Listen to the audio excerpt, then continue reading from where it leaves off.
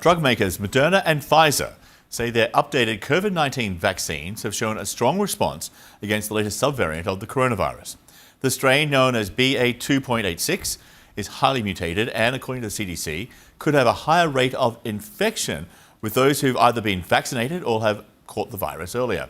The subvariant has been detected in the United States, Britain and other countries as well. That's according to the WHO. Both drug makers claim an increase in antibody response against the virus.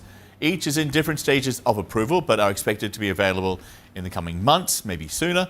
Despite the end of the emergency declarations, the WHO, though, says the coronavirus is still a global threat. We continue to see concerning trends for COVID-19 ahead of the winter season in the Northern Hemisphere. Deaths are increasing in some parts of the Middle East and Asia. ICU admissions are increasing in Europe, and hospitalizations are increasing in several regions.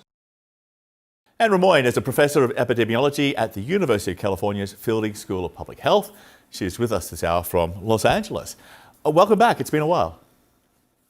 Thanks for having me. It has been a while. Yeah, which is a good thing, I guess, in some ways. The head of the World Health Organization talked about the increased number of COVID infections globally, and he had this concern about the current data. Here he is. Data are limited. Only 43 countries, less than a quarter of WHO member states, are reporting deaths to WHO, and only 20 provide information on hospitalizations.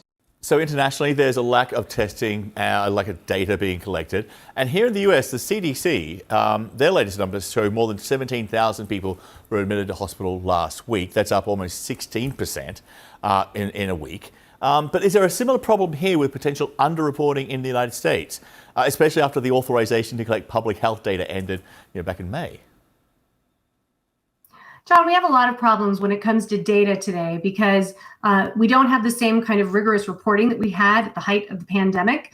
But also, most people, if they're getting tested, are getting tested at home. And so those results are not getting recorded anywhere. So we really don't have any idea about the true numbers of cases. But what we do know is that we've seen wastewater data uptick. We've seen hospitalizations start to go up. So these are indicators that are pretty clear. We're seeing a lot of COVID circulating in the population, and whatever it is that we're seeing in terms of numbers of cases that are recorded, we can assume that there are a lot more out there.